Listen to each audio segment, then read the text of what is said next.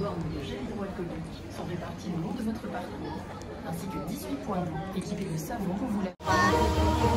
Bonjour mesdames et bonjour messieurs, bienvenue à cette odyssée. Alors avant de commencer, petit rappel sur le port du masque, il est obligatoire pour les personnes âgées de plus de 11 ans. Nous vous demandons également en fin de représentation de bien rester assis puisque des agents vous donneront l'indication de vous lever pour vous orienter vers le bas de l'amphithéâtre. Et allez, je m'arrête là pour les consignes et je vous demande maintenant d'accueillir Sylvain qui va nous guider à travers cette odyssée. Bonjour Maëlys et bonjour à tous. Durant cette représentation, vous allez pouvoir observer des otaries de Californie. Elles sont toutes nées ici, à Bobal, dans notre parc zoologique européen. Elles restent néanmoins des animaux sauvages, entraînés et non domestiqués. Nous leur avons appris à nous accepter dans leur environnement et à participer volontairement à leur entraînement. Vous l'aurez donc compris, tout ce que vous allez pouvoir observer est basé sur une relation de confiance et de respect mutuel. Et comme vous pouvez le voir actuellement, nous avons deux otaries dans le bassin. Il va s'agir de Pato et Amy. Je viens de vous l'expliquer, on travaille avec le volontariat de nos animaux. Ils n'ont pas souhaité rentrer avant la représentation. Alors on va les laisser évoluer tranquillement dans le bassin sans s'occuper d'eux et en espérant qu'ils ne viennent pas trop déranger nos autres animaux pendant cette représentation. Et bien très bien, justement, nous allons pouvoir accueillir nos soigneurs accompagnés de leur lion mère. Alors avec Chloé, une femelle âgée de 11 ans, et avec Manon, une autre femelle, elle âgée de 13 ans, je vous demande d'accueillir bien fort Cali et Vénus. Et justement, Sylvain, tu évoques l'entraînement. Est-ce que tu peux nous en dire un petit peu plus? Eh bien, nous avons une méthode positive. C'est-à-dire que lorsque nos animaux réalisent correctement ce qu'on leur demande, eh bien, nous allons les récompenser. Et à l'inverse, s'ils n'effectuent pas correctement ce qu'on va leur proposer, eh bien, c'est pas grave. Nous passerons à autre chose afin de revenir un peu plus tard au cours de la journée. Et justement, dans le public, d'après vous, quelle est la principale récompense pour nos otaries? Ils sont timides cet après-midi. Il n'y a personne qui répond, pourtant la question est simple. Le poisson, oui, mais pas seulement. Il y a également les encouragements, les jeux, les caresses pour certaines, bref, tout ce qui va pouvoir leur faire plaisir et surtout les divertir. Donc la ration quotidienne est répartie tout au long de la journée et distribuée lors des différentes sessions, comme par exemple la représentation à laquelle vous assistez. Et pour l'entraînement de nos otaries, nous avons besoin de 3 outils indispensables. Tout d'abord, une belle complicité avec nos animaux, mais aussi un sifflet que les soigneurs portent autour du cou et une target. Alors une target, si vous demandez ce que c'est, vous regardez bien, Chloé et Manon, elles vont sortir une perche avec un embout coloré. En fait, c'est une cible pour l'animal et elle peut être remplacée par le poing également du soigneur. Et pour commencer l'apprentissage avec nos otaries, nous allons leur présenter cette target. Lorsqu'ils vont venir la toucher, écoutez bien, nous allons siffler, ce qui va leur signifier bravo, c'est exactement ce que j'attends de toi. Nos otaries vont ensuite très vite comprendre et apprendre à venir toucher cette target, puis la suivre. Nous nous servirons de cette target un peu tel un crayon afin de dessiner les comportements souhaités, tout simplement pour stimuler une zone du corps de l'animal.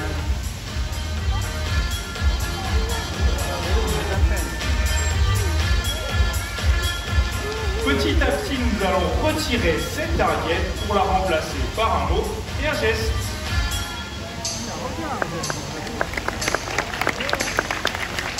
Et justement, une question qui nous est souvent posée par nos visiteurs, combien de temps prend cet entraînement?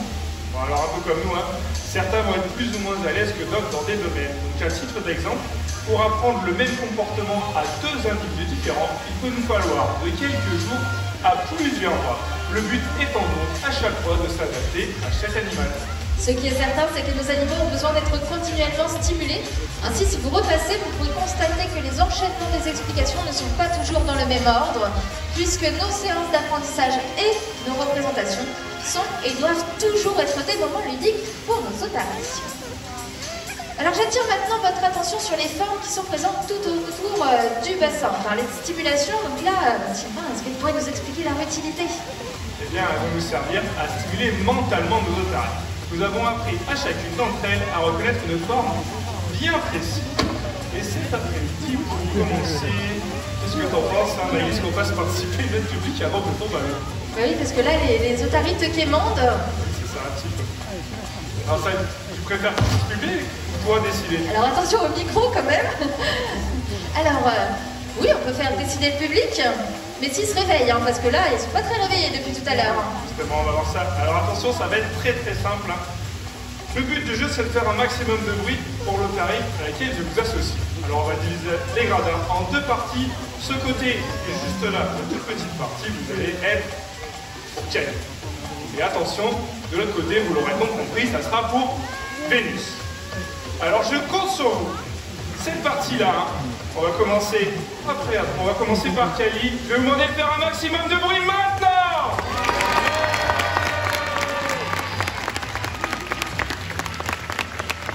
C'est pas mal, mais je pense qu'on peut faire beaucoup mieux. On va voir ça tout de suite. Alors attention, pour Vénus, faites du bruit!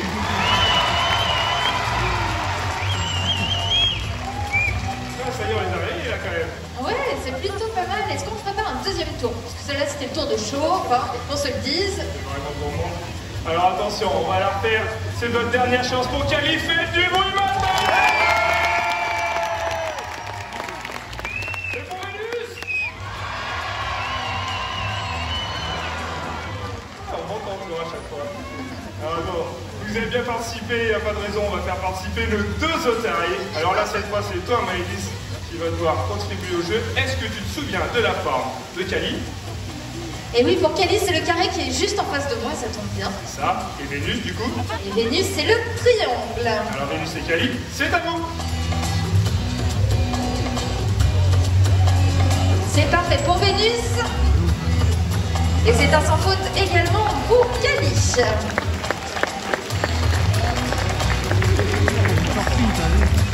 Nous allons à présent aborder un sujet qui nous tient particulièrement à cœur à Beauval, la protection de l'environnement. Et comme vous le savez, de nombreuses menaces pèsent sur notre planète. La surpêche est un problème majeur pour les mammifères marins qui ont de plus en plus de difficultés à trouver leur nourriture. La pollution est une autre menace qui pèse sur les espèces aquatiques. Et ces masses que nous sommes obligés de porter tous les jours sont une véritable catastrophe écologique puisque nous en retrouvons un peu partout dans la nature. Et gardons à l'esprit que n'importe quel déchet laissé à même le sol finira sa courbe dans la mer ou les océans. Effectivement, à cause de notre consommation excessive de plastique, les déchets s'accumulent et représentent aujourd'hui une surface équivalente à 29 fois celle de la France au milieu des océans. C'est vrai. Et les otaries, d'autres des animaux pourraient confondre ces déchets avec leur proie, les ingérer et en mourir. Mais pour éviter tous ces accidents, il est un geste très simple, que tout le monde connaît. Et c'est tout de suite Cali qui va nous rappeler le bon exemple.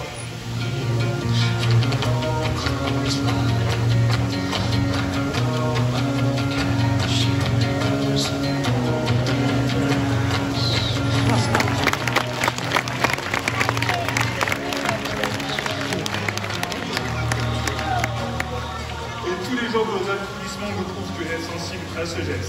Malheureusement, que ce soit dans la nature ou ici même dans les gradins, nous ramassons encore énormément de déchets. Alors n'hésitez pas à les garder avec vous et à jeter dans une poubelle. Vous en avez d'ailleurs un peu partout à votre disposition. Et oui, d'autant plus qu'à Beauval, nous avons notre propre centre de tri. Donc aidez-nous en jetant vos bouteilles en plastique dans les poubelles spécialisées pour qu'elles soient ainsi recyclées. Et je pense qu'on peut encore remercier Cali pour ce joli geste.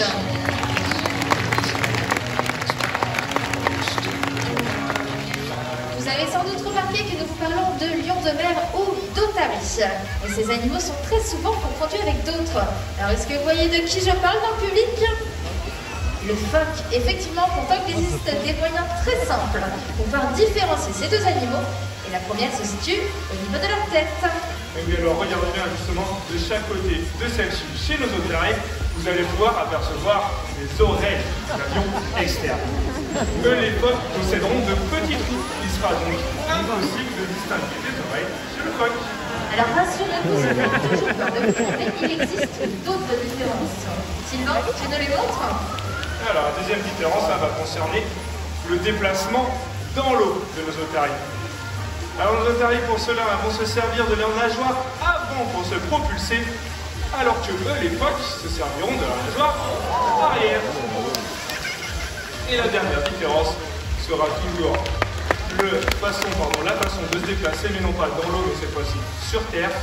Et les otaries vont justement se servir de leurs grandes et puissantes nageoires avant pour pouvoir marcher à quatre pattes ou quatre nageoires comme vous préférez, mais également courir à des vitesses avoisinant 25 km/h.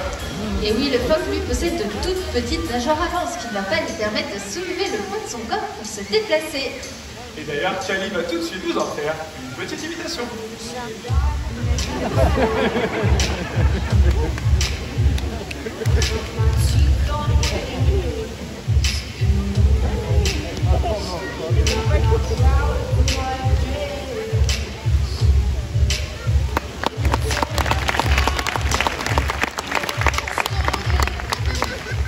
Donc nous venons d'évoquer des différences, mais il existe également un point commun entre ces deux animaux, notamment le fait qu'ils possèdent du poil. Alors c'est vrai qu'il n'est pas forcément évident de l'observer lorsque nos otaries sont mouillés, mais regardez bien, nous allons les caresser par rebrousse-poil. Et bien là, vous pouvez plus facilement apercevoir ce courbe-là d'environ 1 cm. Eh bien c'est parfait, maintenant plus aucune excuse, personne ici ne devrait plus comprendre phoque et otarie, et ça c'est grâce à toi Sylvain, merci. Rien, avec plaisir Maïs.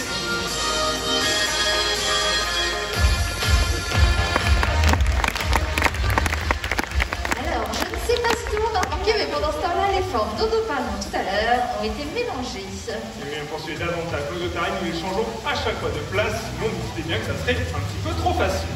Alors allez, je vais voir, tout à l'heure vous avez fait du bruit, mais savoir si vous avez bien écouté et été attentif. Est-ce que vous vous souvenez de la forme de Kali? C'est bien ça. Et celle de Vénus? Triangle. Triangle, bah super. Alors Kali et Vénus, c'est à vous.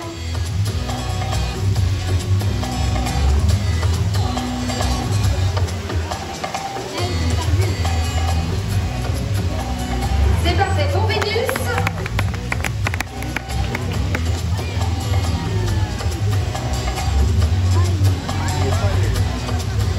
On va redemander à Kali parce que je pense que Paco est un petit peu perturbé. Allez, on peut peut-être l'encourager.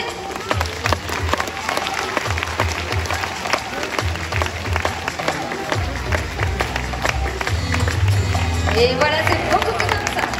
Ça marche tout de suite mieux. Parlons à présent de l'entraînement médical. Vous l'avez peut-être déjà observé dans l'un des nombreux reportages sur Beauval. Il se déroule habituellement en coulisses. Donc là aussi, Sylvain, est-ce que tu peux nous expliquer un peu plus précisément en quoi cela consiste? Bien sûr. Il faut savoir que l'entraînement médical va être très important pour nous puisqu'il va nous permettre de soigner nos animaux sans que nous ayons besoin de les anesthésier. Cela va commencer par la possibilité d'accéder à toutes les parties du corps de l'animal et ceci sans aucune difficulté. Exactement, cet entraînement permet donc d'effectuer différents types d'examens et on va d'ailleurs vous en montrer quelques exemples. On voit effectivement énormément de choses avec le consentement de l'animal, par exemple la radio, l'échographie, mais aussi des prises de sang. Et nous pouvons réaliser des examens un petit peu plus quotidiens, c'est ce que nous allons vous montrer cet après-midi. Alors nous pouvons par exemple demander à nos otaries d'ouvrir la gueule sur simple demande du soigneur. Cela nous permettra de vérifier l'intérieur de la gueule pour voir la langue, le palais ou tout simplement les dents de nos otaries.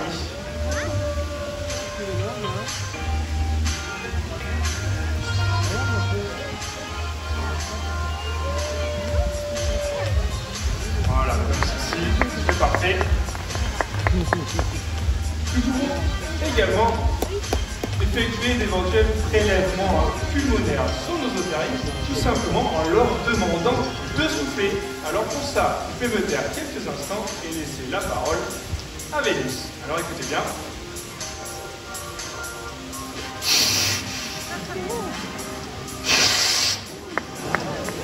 Merci Vénus. Et une dernière, on va faire une dernière chose. Voilà, je crois que tu as décidé. Nous pouvons mettre des gouttes dans les yeux de nos otaries si besoin. Alors pour cela, c'est très simple, on va leur demander de pivoter la tête sur le côté droit ou gauche. Alors jusque-là, tout va bien, je l'ai dit, très très simple. Ce qui est un petit peu plus compliqué, je pense que c'est déjà arrivé à tout le monde, c'est d'apprendre à nos otaries à garder l'œil bien ouvert lorsque la goutte va tomber. Alors voilà, mais ça c'est des choses qui sont très importantes et très utiles au quotidien, comme je vous l'ai dit, et c'est grâce à tous ces examens que ça va nous permettre d'avoir un suivi de la bonne santé de tous nos animaux. Et oui, et c'est ce qui explique pourquoi les animaux vivant en parc zoologique ont généralement une espérance de vie plus longue que dans la nature. Alors je pense qu'on peut encore remercier nos deux otaries pour leur participation.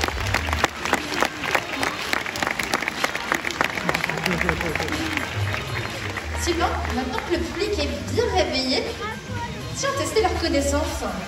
Vas-y. Alors, est-ce que par hasard, parmi vous, quelqu'un connaît le nom du cri de l'otarie? Alors j'ai entendu des cris, c'est tout.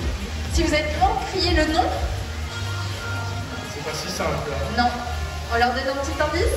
Allez. Bah vas-y. Ça va être très simple, je compte sur votre activité, ça va être le même nom que pour le chien. Voilà, effectivement, on va dire que l'otarie aboie. Et maintenant, on va avoir un petit défi pour vous. Est-ce que vous allez justement être capable de reconnaître cet aboiement parmi les 3 cris d'animaux qu'on va vous faire écouter? Mais est-ce que vous êtes prêts? Je sais pas si ça vaut le coup en fait. On l'a refait? Attends, vous êtes pris par surprise. Tous ensemble, est-ce que vous êtes prêts? Oui! C'est mieux. Alors écoutez bien, c'est parti.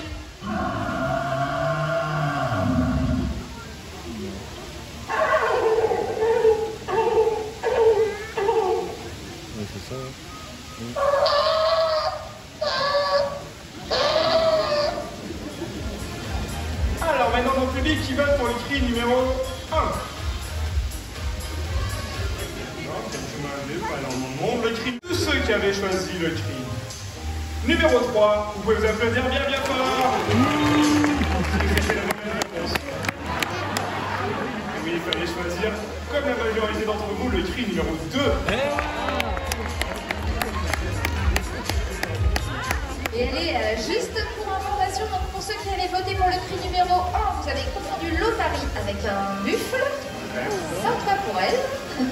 Tandis que la vocaliste numéro 3 était celle d'un fennec. Alors il faut savoir que chaque otarie va posséder sa propre vocaliste. Celle que vous avez pu entendre sur l'enregistrement correspondait à celle de Nola, une autre femelle de notre groupe. Et ce que je vous propose cet après-midi, c'est de pouvoir écouter tout de suite celle de Vénus. Vous allez voir, ce n'est pas du tout la même chose.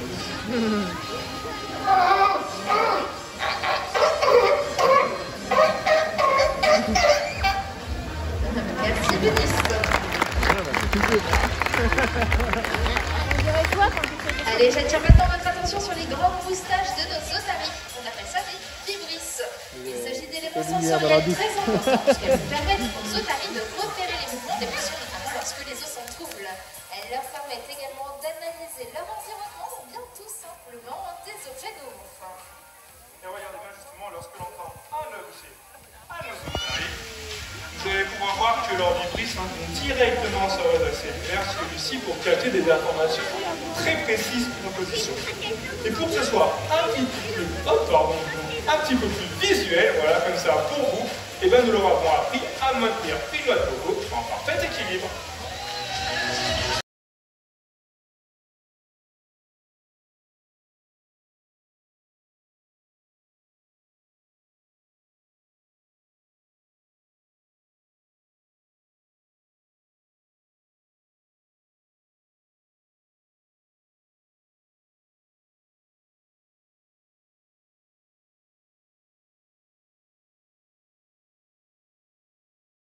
Je pense qu'on peut applaudir bien fort Vénus et Kelly.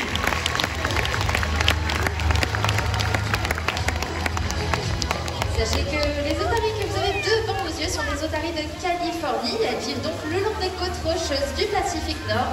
Elles sont donc parfois amenées à plonger du haut de certaines falaises pour rejoindre la mer. Mais vous allez le voir, elles ont encore de nombreuses aptitudes physiques.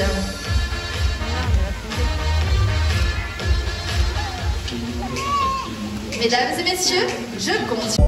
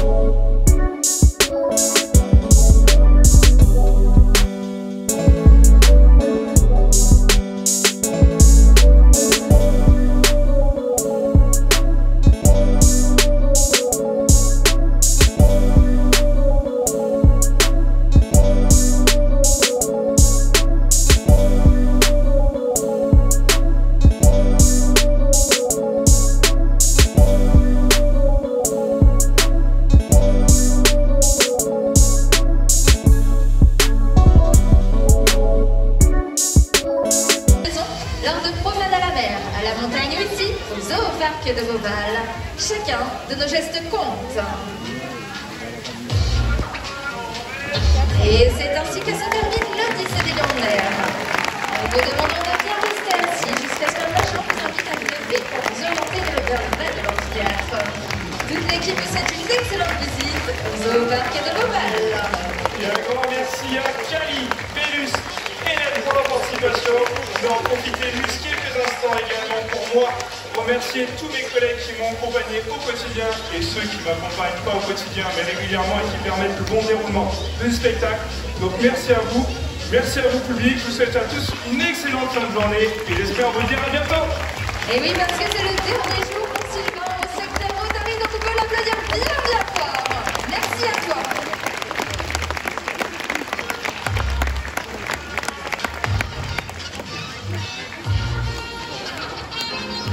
Mesdames et messieurs, pour le bien-être de nos animaux ainsi que pour votre sécurité, nous demanderons de ne pas donner de nourriture aux otaries, de ne pas tenter de les toucher et de ne rien jeter dans le bassin. Nous vous informons également qu'en fin de journée, il faudra prendre nos dispositions puisque les allées du parc ne sont pas éclairées. Bonne